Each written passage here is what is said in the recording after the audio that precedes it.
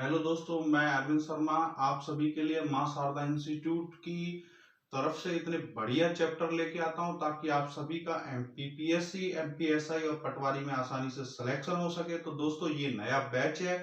आज हम पढ़ेंगे मध्य प्रदेश के गठन के बारे में। आप सभी को बता देता हूं कि मध्य प्रदेश का जो गठन हुआ था उसको हम 4 भागों में आज पढ़ेंगे, क्योंकि दोस्तों जितने चैप्टर को हम छोटे से छोटा बनाने की कोशिश करेंगे उतना आसानी से समझ आएगा और एग्जाम के लिए हम आसानी से उसको क्या करेंगे, क्वेश्चंस को सॉल्व कर सकते हैं। तो हम उसी तरीके से उसी ट्रिक से पढ़ेंगे कि ताकि आसानी से उसको हम याद कर सकें और कभी भी फ्यूचर में एग्जाम होता है तो हम उन क्वेश्चंस को सॉल्व कर सकें।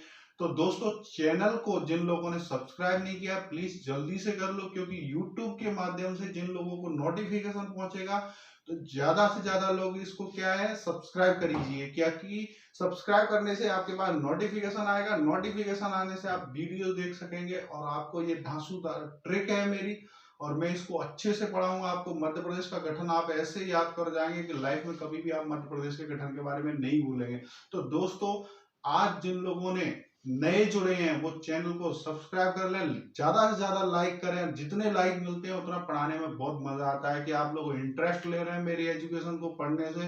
आप सभी का जल्दी से सिलेक्शन हो जाए, यही मैं ईश्वर से प्रार्थना करता हूं कि आप सबका सिलेक्शन हो जाएगा। तो ये मान लीजिए मेरी भी आप लोगों से ही तो आप ही का तो प्यार है जो मैं आप लोगों के लिए इतने चैप्टर लेके आ रहा हूँ बार बार मेहनत से।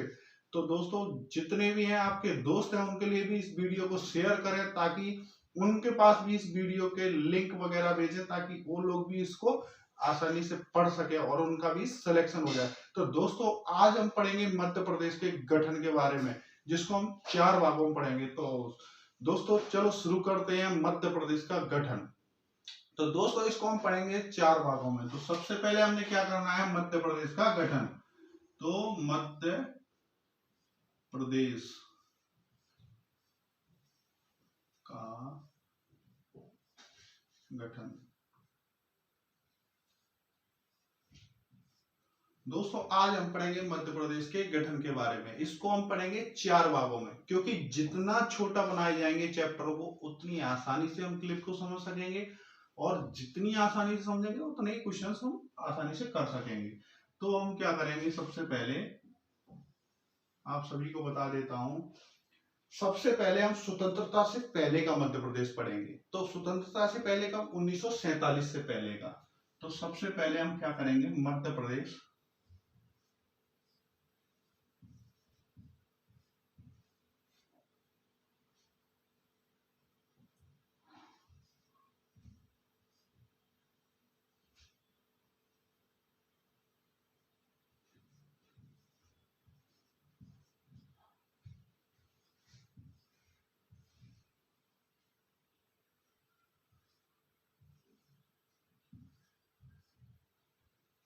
उसके बाद हम पढ़ेंगे 1947 से लेके 1 नवंबर 1956 तक का। क्यों दोस्तों पढ़ेंगे इसको, क्योंकि 1956 के अंदर मध्य प्रदेश एक राज्य के तौर पर, एक अपने एक नई पहचान के तौर पर एक उभर के आया था, यह राज्य बना था।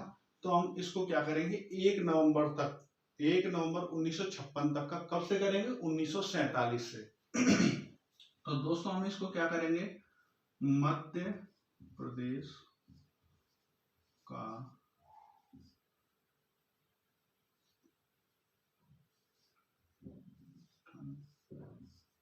उन्नीस सौ सैतालीस से 1 नवंबर 1956 तक।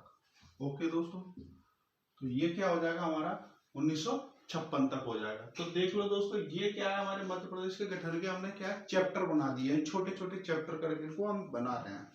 तो हमारे को इनके बारे में पता चलना चाहिए कि हमें इसको किस तरीके से याद करना है। तो इसको हम ये भी लिख सकते हैं स्वतंत्रता से पहले का, ठीक है। तो इसको हम लिख सकते हैं स्वतंत्रता से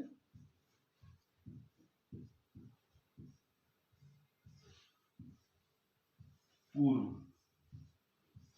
का मध्य प्रदेश, ठीक है।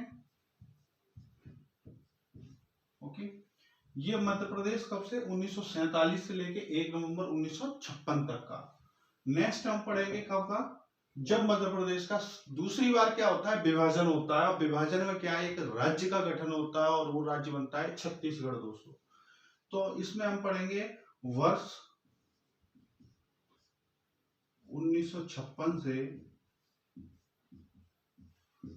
ये राज्य भी दोस्तों 1 नवंबर को ही बनता है। ये भी याद रखना, ये लॉजिक अच्छा है कि 1 नवंबर को ही मध्य प्रदेश का गठन हुआ, तो 1 नवंबर को ही किसका, छत्तीसगढ़ का गठन होता है, क्योंकि पड़ोसी राज्य है, उसका याद रखना बहुत जरूरी है। तो 1 नवंबर 2000 को एक नया राज्य उभर कर आया। ठीक है, उसके बाद हम नेक्स्ट पढ़ेंगे, इसको हम विभाजन भी लिख देते हैं, विभाजन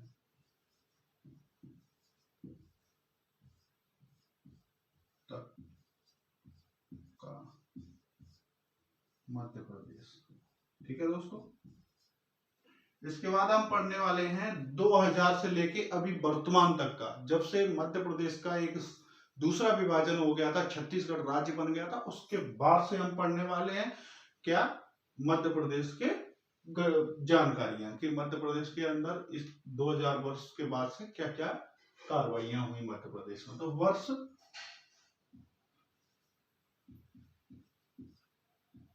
2000 से वर्तमान समय का मध्य प्रदेश। ओके दोस्तों, इसको हम क्या कर देंगे, 4 चरणों में बना देंगे।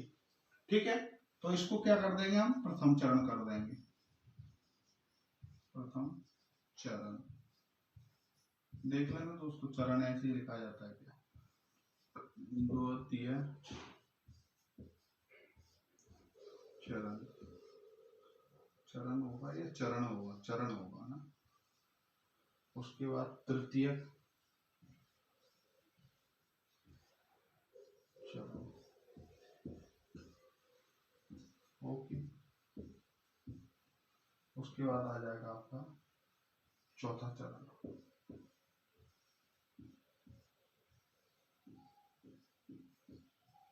तो दोस्तों ये क्या हो गए, 4 चरण हो गए हमारे।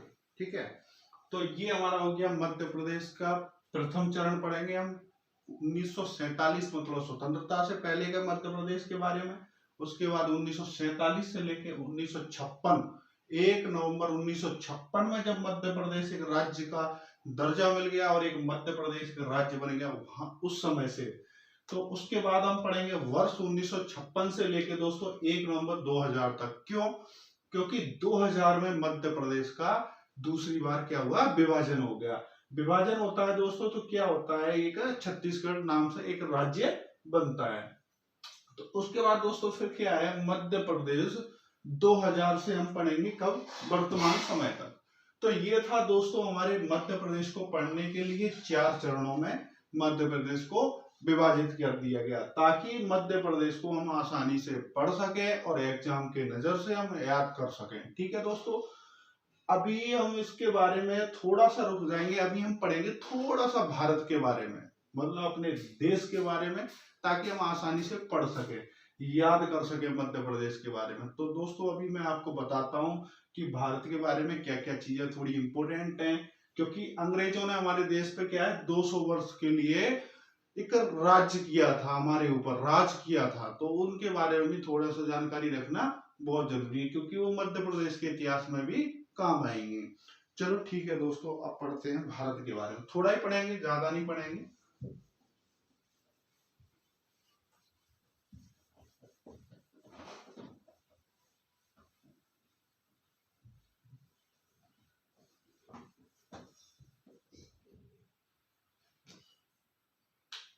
तो सबसे पहले हम दोस्तों क्या है, भारत के बारे में पढ़ने वाले हैं। ठीक है, क्योंकि भारत हमारा देश है, उसके बारे में हमको जानकारी रखना बहुत ही जरूरी हो गया है। ठीक है, सबसे पहले मैं भारत का एक नक्शा बना देता हूं, आप सभी को दिखा देता हूं कि हमारा भारत देश है। ठीक है,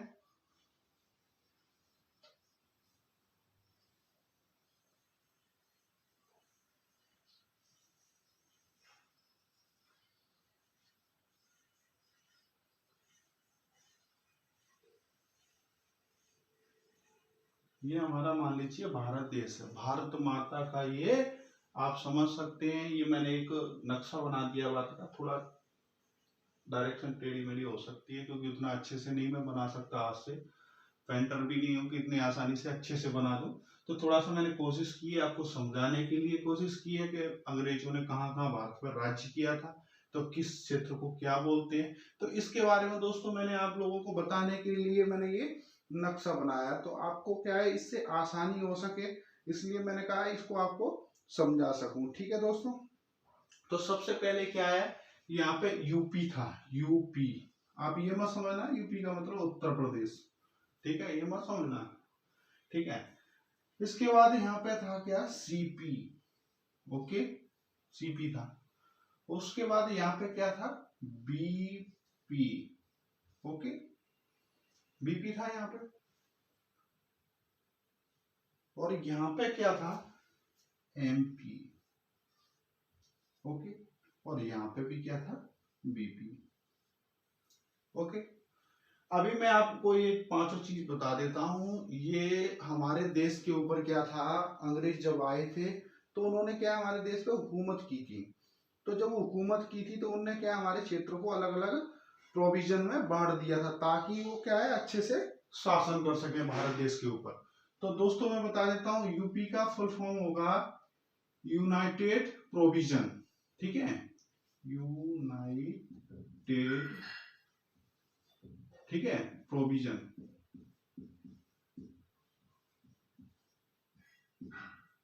प्रोविजन, ठीक है। तो यूनाइटेड प्रोविजन था ये हमारा। तो इसके अंदर हमारा क्या होता था, मध्य भारत के ऊपर का उत्तर का जो क्षेत्र था वो सारा का सारा क्या था, प्रोविंस में आता था। प्रोविजन नहीं आएगा, प्रोविंस आएगा, ठीक है बच्चों, province, okay, province, United province. उसके बाद हमारा क्या था, ये सीपी, सीपी, सेंट्रल प्रोविंस। तो सेंटर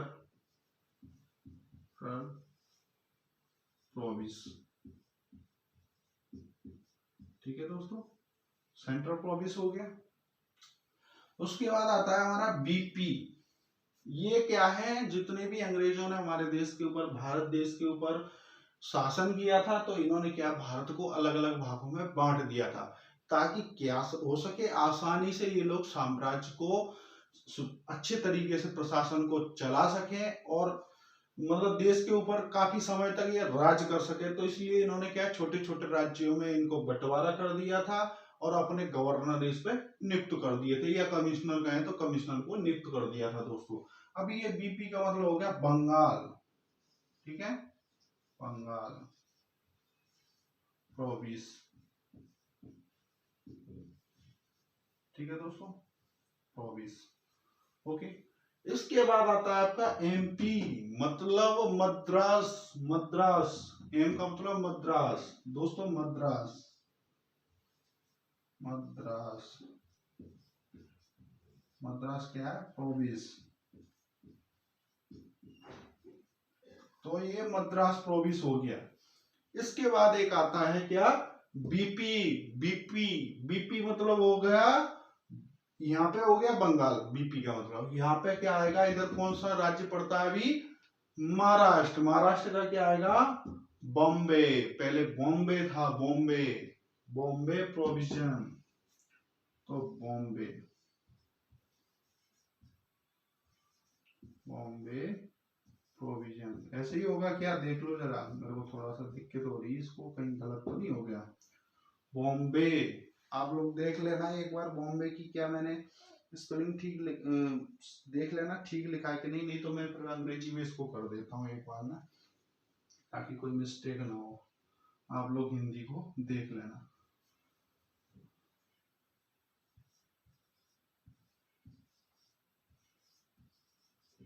ठीक है, बॉम्बे प्रोविंस।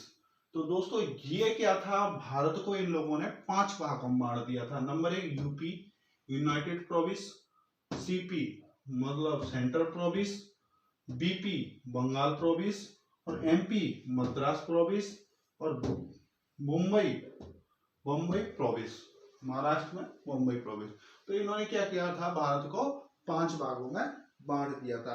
तो दोस्तों अभी हम पढ़ेंगे कि इन्होंने भारत को 5 भागों में तो बांटा, लेकिन स्वतंत्रता से पूर्व भारत में विभिन्न प्रशासनिक इकाइयां हुआ करती थी। जैसे आप लोगों को पता है कि कुछ डायरेक्ट नियंत्रण हुआ करते थे, कुछ एक ऐसे क्षेत्र थे जिन पर डायरेक्ट नहीं था नियंत्रण।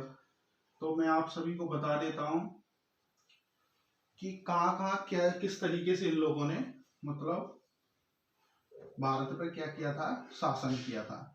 अभी क्या होगा, हम इनका डायरेक्ट और इनडायरेक्ट दोनों तरह से हम क्या करेंगे, इनके शासन को पढ़ेंगे। ठीक है दोस्तों। तो स्वतंत्रता से पहले भारत में विभिन्न प्रशासन इकाइयां हुआ करती थी। ठीक है,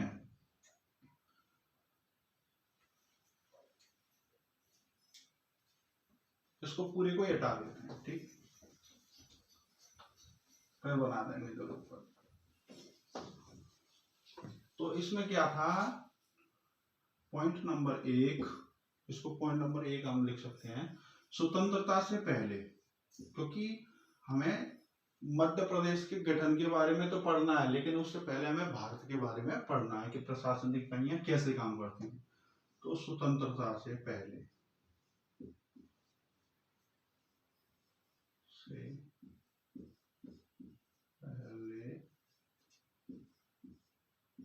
प्रशासनिक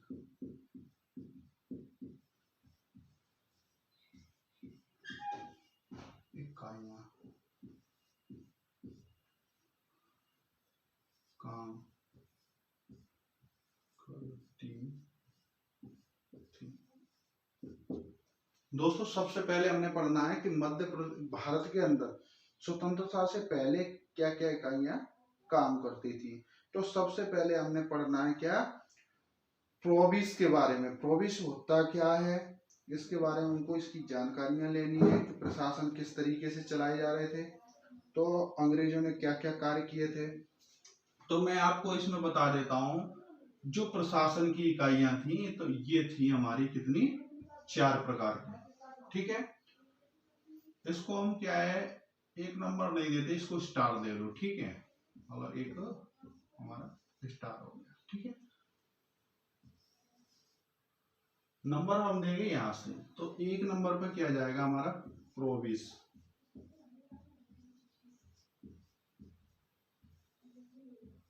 ठीक है, ये जो प्रोविंस वाले क्षेत्र थे, मैंने अभी बताया था यूपी, उसके बाद सीपी, बीपी, एमपी और आपको बताया था बीपी।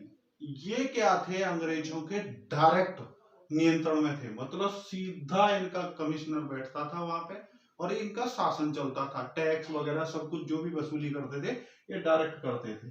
तो यहाँ पे क्या था, इन स्थानों पर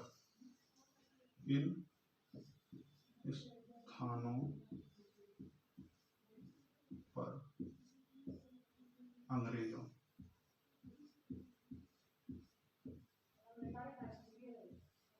का सीधा या बोले तो प्रत्यक्ष रूप से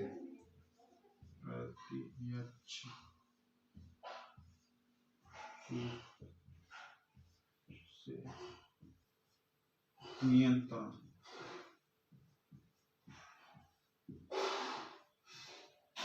था। ठीक है, अब ये क्षेत्र कौन कौन से मैंने आपको बता दिया था।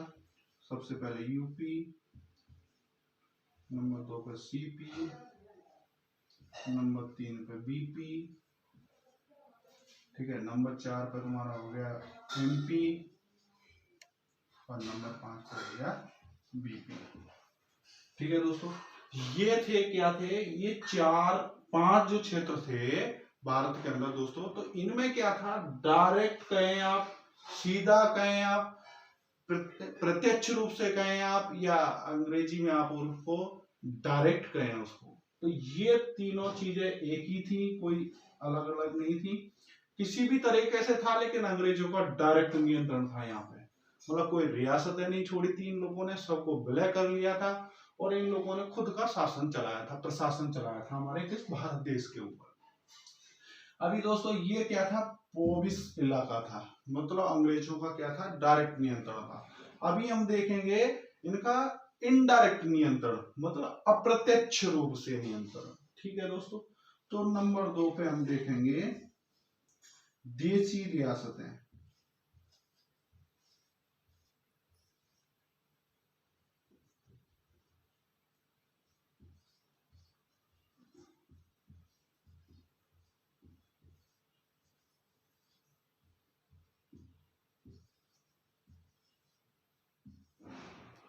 तो दोस्तों अभी हम पढ़ने वाले हैं देशी रियासतों के बारे में। तो इनमें क्या होता था, प्रत्यक्ष रूप से तो नहीं था, लेकिन अप्रत्यक्ष रूप से इन पर नियंत्रण हुआ करता था। तो यहाँ पे क्या था, अंग्रेजों का यहाँ पर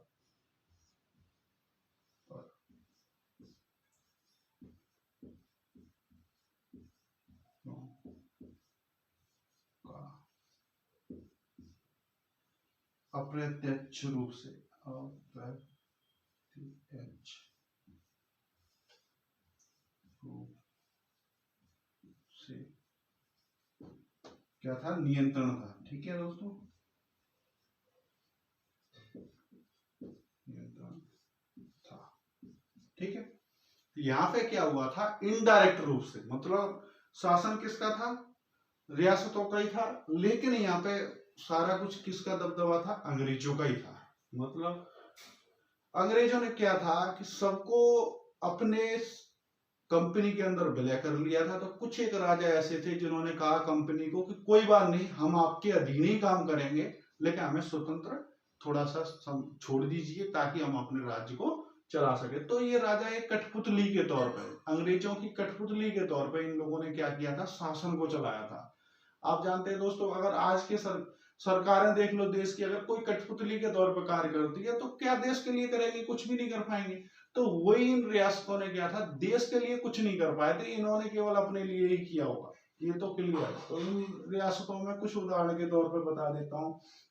तो दोस्तों एग्जाम्पल के तौर पर मैं बता देता हूँ, ग्वालियर में थी सिंधिया रियासत। ठीक है दोस्तों, सिंधिया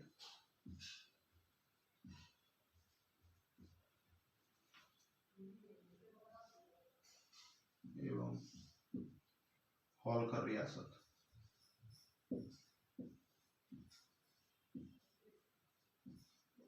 सिंधिया और होलकर इन दोनों ने क्या कर लिया था, अंग्रेजों की अधीनता स्वीकार कर ली थी, लेकिन इन्होंने शर्त रख दी थी अंग्रेजों के सामने कि ठीक है, हम आपके कहने पे ही कार्य करेंगे, आप जैसा चाहेंगे, जैसा प्रशासन चलाना चाहेंगे वैसा हम तैयार हैं चलाने के लिए, लेकिन हमें राजा रखा जाए, दूसरे को हमारी जगह राजा न बनाया जाए, या मतलब आपका कमिश्नर ना बैठा रह जाए, यहाँ पे हम अच्छे से शासन चलाएंगे, आपको किसी भी चीज की क्या है दिक्कत नहीं होने देंगे।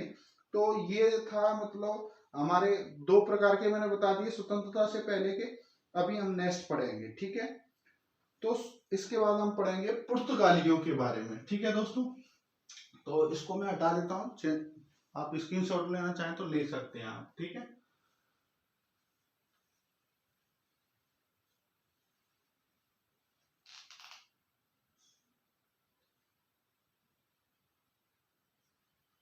तो ठीक है दोस्तों, मैं इसको अब यहाँ से मिटा देता हूँ, थोड़ा सा जगह की दिक्कत है, इसमें पूरा नहीं हो पा रहा है।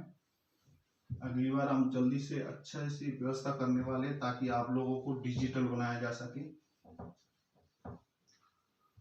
आप लोगों के ऊपर ही निर्भर करता है अगर डिजिटल मुझे बनाना है या आपने बनना है, कैसे करना है। आप जितना सब्सक्राइबर होंगे, जितने लाइक्स मिलेंगे, मुझे भी लगेगा कि हाँ आप लोगों में इंटरेस्ट है। और ठीक है दोस्तों, अब हम तीसरा पॉइंट इसका पढ़ने वाले हैं स्वतंत्रता से पहले का। तो यहाँ क्या थे, पुर्तगाली आए थे, सबको पता है पुर्तगालियों ने देश पे भी हुकूमत कुछ जगह पे की थी। तो तीसरा पॉइंट है हमारा पुर्तगाली।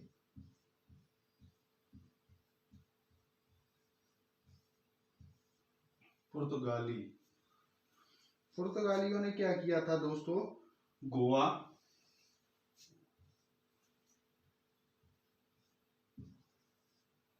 गोवा,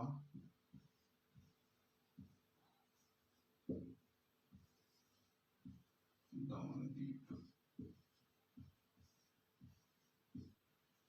गोवा और दमनदीप दो क्षेत्र जो थे इन पे किसने राज किया? पुर्तगालियों ने किया। तो दोस्तों आप लोगों को पता है गोवा ही एक ऐसा राज्य है जिसको सबसे लास्ट में क्या किया गया था, पुर्तगालियों से स्वतंत्र कराया गया था। आपको पता है 1963 के अंदर इसको सेना भेज के और ऑपरेशन किया गया, तब जाके इसको गोवा को पुर्तगालियों ने खाली किया था, नहीं तो पुर्तगाली जाने वाले नहीं थे भारत से। तो ये पुर्तगालियों का था। तो गोवा में आज भी आप टूरिस्ट वगैरह देख सकते हैं, काफी आते हैं पुर्तगाली वगैरह। तो इसके बाद पुर्तगालियों के बाद हम पढ़ेंगे फ्रांसीसी। तो आपने पढ़ा भी होगा फ्रांसीसियों के बारे में, कुछ ऐसा हो गया था, नहीं तो फ्रांसीसियों का भी आधिपत्य ज्यादा हो जाना था भारत पे। इनका यूरोप महाद्वीप के अंदर क्या हुआ था, कुछ युद्ध हो गए थे इनके ब्रिटेन के आपस में, जो भी हुए थे। तो कुछ फ्रांसीसियों का क्या हुआ था यहाँ से तो ये फ्रांसीसी भारत से धीरे धीरे क्या हुए थे, छोड़ के कम जगह में सीमित रह गए थे। बाहर के कुछ क्षेत्र थे जहां अंग्रेज नहीं पहुंच पाए थे, वहां फ्रांसीसी पहुंच गए थे। तो इसके बाद आता आपका फ्रांसीसी, सी सी ऐसे आएगा फ्रांसीसी। फ्रांसीसी, हाँ ठीक है, इस तरह से फ्रांसीसी। तो फ्रांसीसी लोगों ने कहाँ कहाँ पे शासन किया था वो मैं आप लोगों को बता देता हूँ। तो फ्रांसीसी लोगों ने क्या क्या किया है, यनम मोह, यनम, एक यनम जगह पड़ती है दक्षिण के क्षेत्र में, यनम, एक मोह, एक करायल।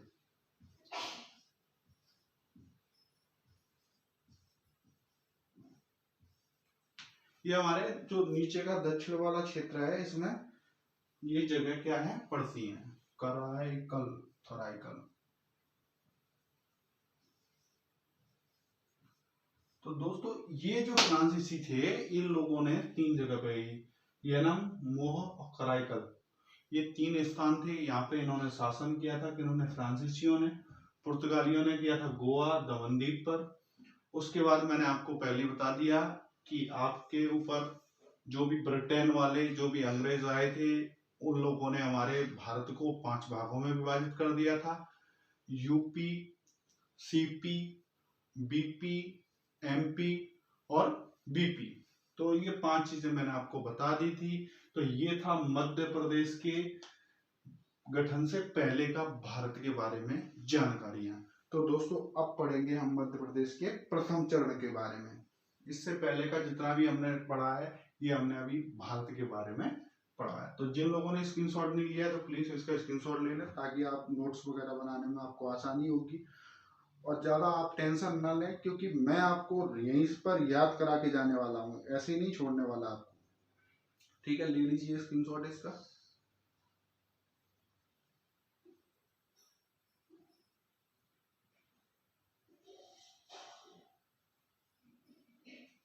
ठीक है दोस्तों, इसको मैं यहाँ से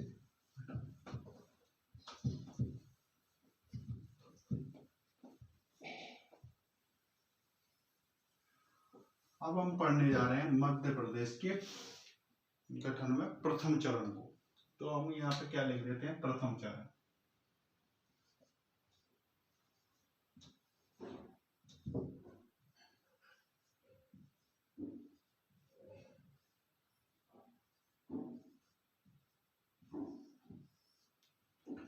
दोस्तों आज हम पढ़ने वाले हैं मध्य प्रदेश का प्रथम चरण है उसके बारे में। तो ये हम पढ़ने वाले हैं मध्य प्रदेश का प्रथम चरण। तो ये मध्य प्रदेश के गठन में इसकी काफी अहमियत रही है। आप देख सकते हैं कि कहाँ कहाँ किन रियासतों ने भारत में क्या क्या किया था। तो इससे पहले मैं आप लोगों को बता देता हूँ, मध्य प्रदेश का एक छोटा सा नक्शा बना के आपको बता देता हूँ।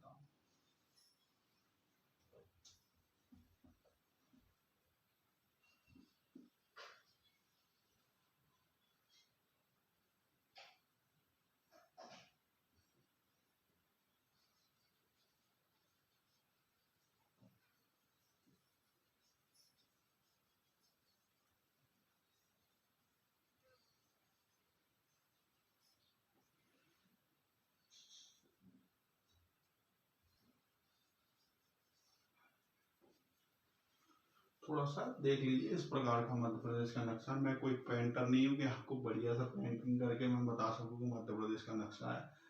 तो इसके कुछ क्षेत्र ऐसे होंगे जिन पे क्या हुआ था स्वतंत्रता से पहले, किन किन शासकों के द्वारा शासन किया गया था, कौन सा क्षेत्र को क्या बोलते थे, क्योंकि इसमें अब जो हमने सीपी पढ़ा था ना, सेंट्रल प्रोविजन, ये मध्य प्रदेश के ही कुछ भाग में सेंट्रल प्रोविजन आने वाला है। तो सबसे पहले हम एक पॉइंट लिख देते हैं इसके ऊपर कि सर्वप्रथम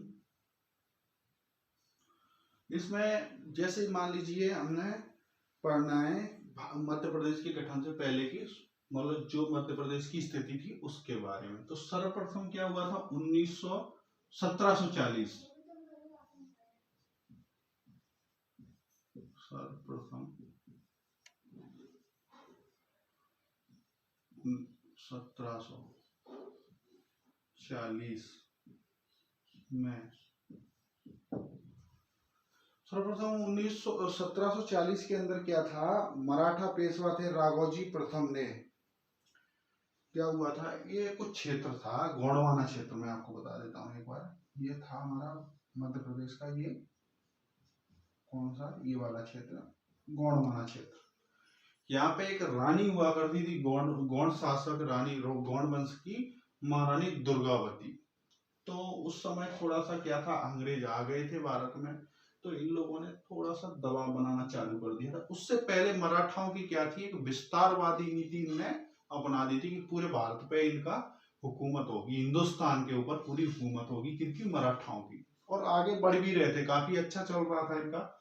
लेकिन एक बार पानीपत का जो तृतीय युद्ध हुआ था, तो उस पानीपत के तृतीय युद्ध में मराठा हार गए थे। वहीं से इनका क्या हुआ था, इनका पतन होना चालू हो गया था, वहीं इनका बहुत नुकसान हुआ उस युद्ध में। काफी सेना मर गई थी इनकी, काफी सेनापति और इनके जितने भी सरदार वगैरह थे वो लोग क्या हो गए थे, मारे गए थे उस युद्ध के दौरान। तो क्या हो गया था, तो यहाँ पे क्या था, सबसे बड़ी बात तो ये है कि मराठाओं की विस्तारवादी नीति थी, तो ये चाहते थे क्या, महाराष्ट्र का भी आप जानते हैं ये वाला इलाका है जो नीचे का है, इधर भी है, यहाँ से, ठीक है, आज है ये महाराष्ट्र का, लेकिन पहले ये सारा के सारा क्या था, मराठाई साम्राज्य में ये मध्य भारत मतलब आता था उसके अंदर ही। तो यहाँ पे शासन था किनका, मराठाओं का। तो इन्होंने क्या किया था, गोंड वंश की महारानी थी, उनको अपने में विलय करने के लिए इन्होंने राघव जी जो पेशवा थे मराठाओं के, इन्होंने सोच लिया कि कैसे भी करके, नागपुर के मुख्यालय कहाँ था, नागपुर में था मराठाओं का।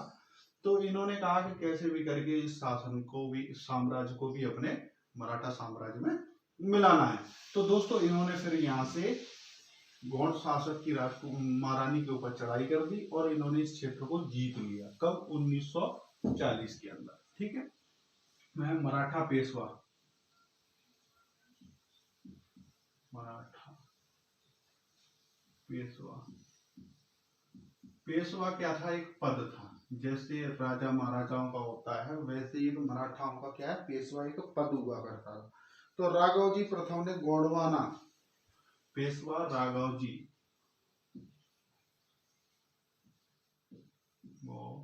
जी राघव जी,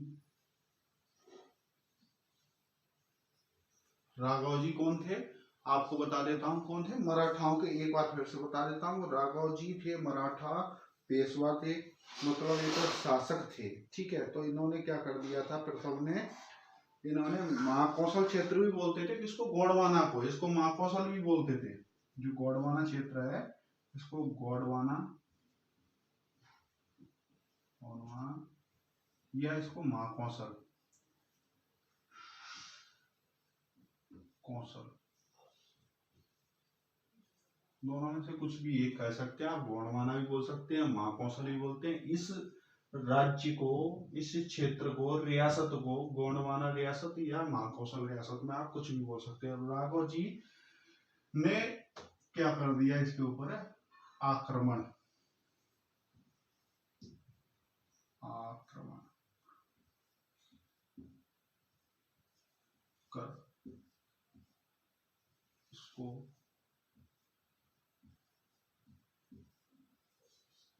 जीत लिया। ठीक है दोस्तों, इसको क्या कर लिया, आक्रमण करके इसको जीत लेते हैं। अब दोस्तों इसको जीत लेते हैं तो ये क्या है, अपने कब्जे में ले लेंगे इसको, इस क्षेत्र को। तो जब ये अपने क्षेत्र को कब्जे में ले लेते हैं तो इसके बाद क्या होता है, वर्ष 1818 के अंदर जीत लिया और क्या है, कब्जे में ले लिया।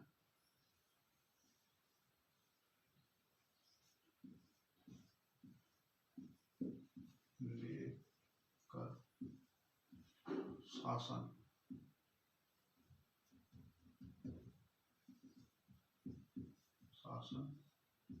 किया। ठीक है, अब वर्ष आता है 1818।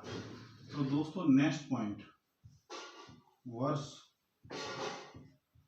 1818। अब ये 1818 में आते आते दोस्तों क्या हो जाता है, आंग्ल मराठा युद्ध होता है, तृतीय युद्ध, और इसमें मराठाओं की हार हो जाती है। और इस समय गोंडवाना पे अप्पाजी भोसले शासन किया करते थे। तो यहाँ पे क्या होता है, वर्ष 1818 के अंदर आंग्ला मराठा तृतीय मतलब तीसरा मराठा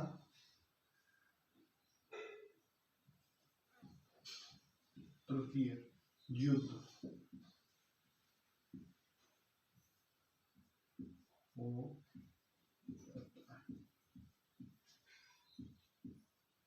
इसमें क्या होता है, मराठाओं की पराजय हो जाती है।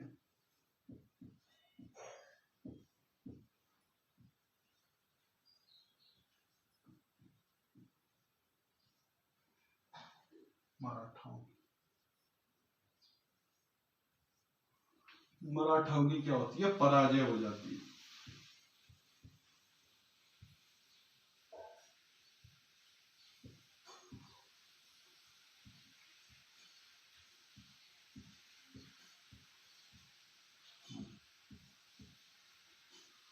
पराजय हो जाती है, तो जब पराजय हो जाती है किसी की तो क्या हो जाता है, या तो आप उसके अधीन हो जाते हैं या आपका जितना भी साम्राज्य था वो व्यक्ति उस पर जो जीतता है वो शासन चलाता है। तो यहाँ पे क्या हो जाता है, अंग्रेजों की जीत हो जाती है और मराठा युद्ध हार जाते हैं। तो अब क्या होता है, इस गोंडवाना क्षेत्र में किसके, अप्पा जी क्या थे, एक किनके, राघव जी के ही क्या थे, एक नीचे काम करने वाले व्यक्ति थे। तो इनको अप्पा जी को क्या कर दिया था, अप्पा जी भोसले को, मतलब एक सरदार थे। जैसे मैंने आपको एक दिन बताया था कि ये ग्वालियर था तो यहाँ पे सिंधिया सरदार थे, यहाँ पे इंदौर में होलकर सरदार थे, बड़ौदा में तुम्हारे गायकवाड़ थे, और हमारे जो नागपुर क्षेत्र था यहाँ भोसले थे। तो अप्पा जी भोसले को क्या कर दिया था, गोंडवाना क्षेत्र का क्या बना दिया था, राजा बना दिया था, या शासन करने के लिए दे दिया था। इस समय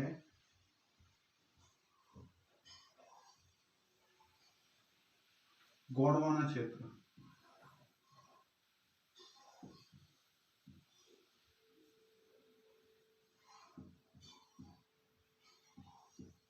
पर अप्पा जी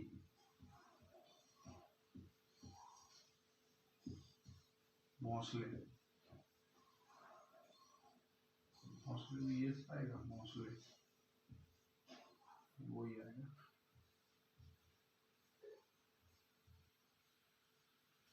भोसले क्या थे, अप्पा जी भोसले।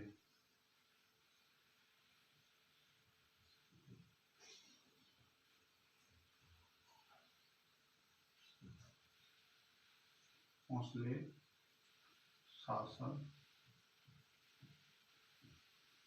कर रहे थे।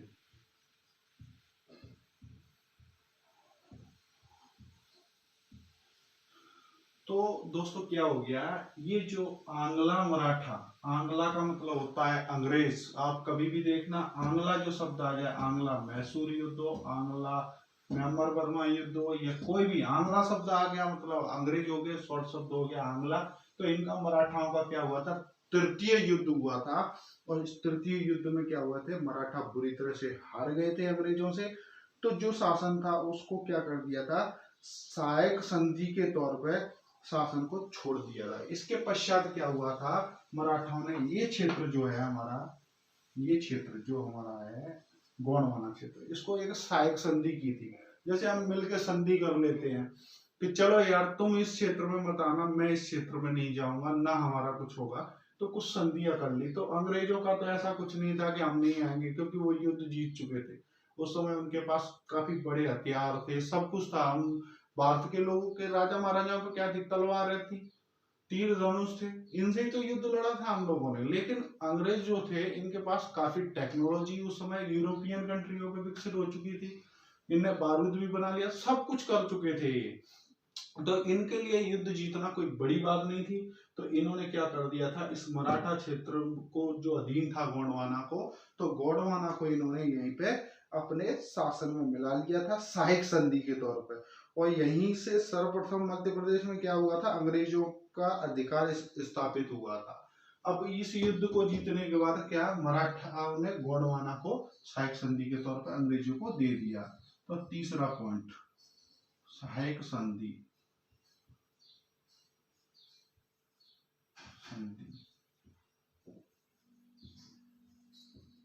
सहायक संधि कर।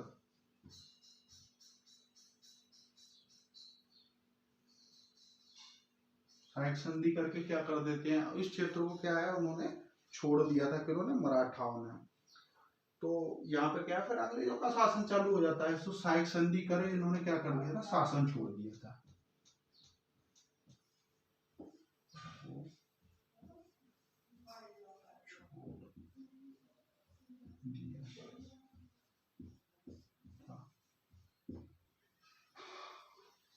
इधर लिख भी दूं मराठा, चलो मराठा लिख देता हूँ।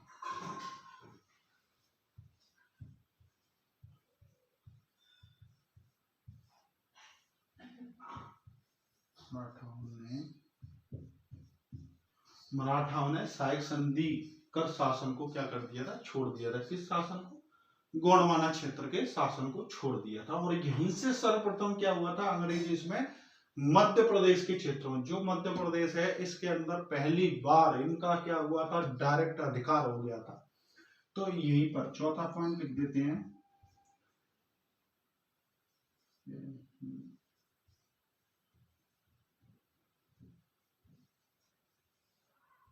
से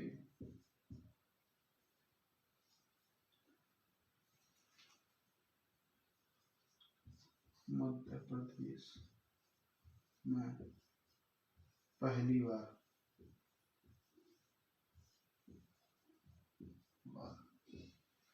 किनका, अंग्रेजों का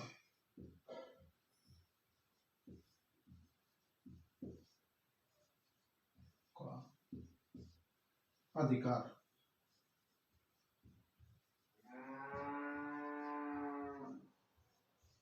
हो गया।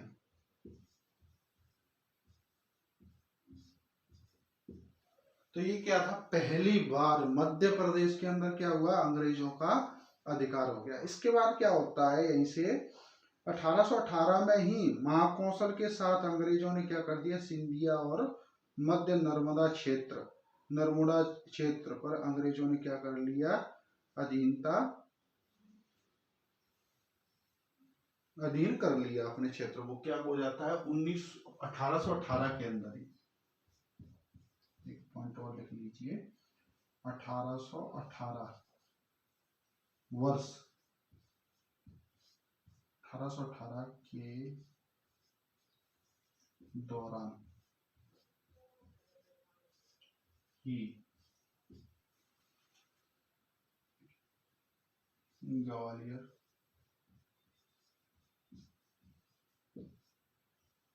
ग्वालियर सिंधिया रियासत, तो सिंधिया में आती थी ना, तो सिंधिया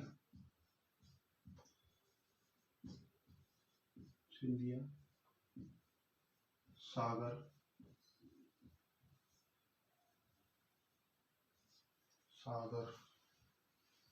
सागर जो है, तो इसको सागौर बोलते थे। सागौर, अंग्रेजों के कुछ शब्द होते हैं ना, जैसे हम बोलते हैं सागर, वो सागौर सागौर, तो इसको क्या होता था, सागौर। सागौर। कभी ध्यान रखना अगर क्वेश्चन में सागौर भी लिख के आ जाए तो आपको पता होना चाहिए 1818 के अंदर इसको कर लिया था। इसके बाद क्या हुआ था, मध्य नर्मदा क्षेत्र, मध्य नर्मदा क्षेत्र, तो इसमें क्या था, मध्य नर्मदा क्षेत्र। अब इसको भी क्या करेंगे अंग्रेज, मध्य नर्मदा क्षेत्र तो नहीं बोल पाएंगे तो वो क्या बोलते हैं, नरबुड़ा, नरबुड़ा क्षेत्र, इसको क्या बोलते थे, नरबुड़ा।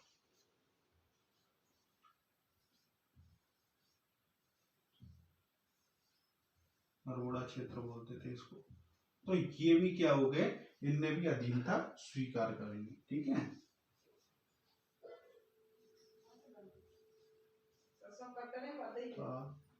स्वीकार कर ली। तो दोस्तों क्या होता है, यही जैसे अंग्रेज प्रवेश कर जाते हैं तो इन लोगों ने धीरे धीरे, अंग्रेजों ने और भी रियासतें थी उनको क्या कर दिया, परेशान करना चालू कर दिया होगा, उन पर आक्रमण चालू कर दिया। तो इन रियासतों ने क्या कर दिया, अपने आप को, अपने राज्य को बचाने के लिए इन्होंने अंग्रेजों से क्या है, अधीनता स्वीकार कर ली और कहा कि शासन हम करेंगे लेकिन आप जैसा चाहोगे वैसे ही शासन होगा। तो दोस्तों ये था मध्य प्रदेश का प्रथम भाग।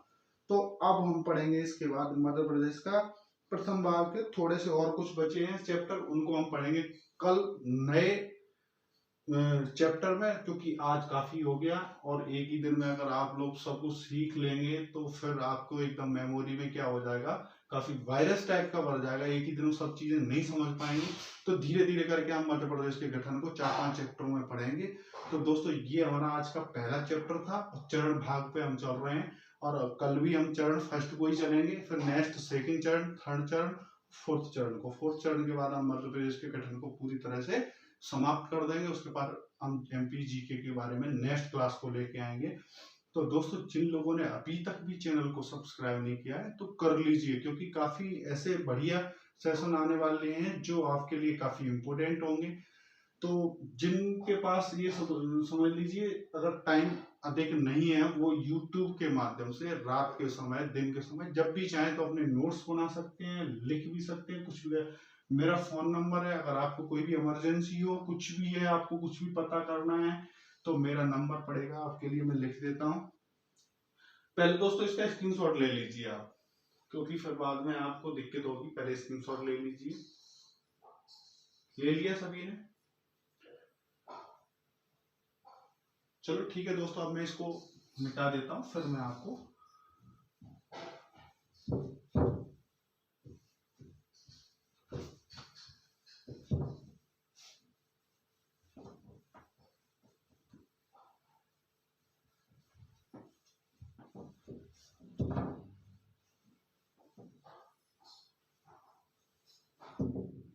दोस्तों मेरा फोन नंबर है 6268727106।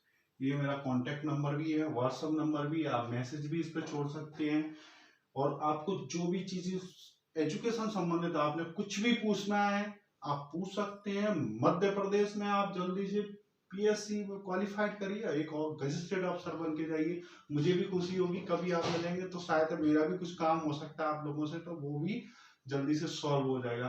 तो दोस्तों इसके बाद हम एमपीएसआई, पटवारी है, ये सारे सब में आता है। मध्य प्रदेश के गठन के क्वेश्चंस हैं, इनमें से सारे में से कुछ ना कुछ आपके एग्जाम में आएगा ही आएगा।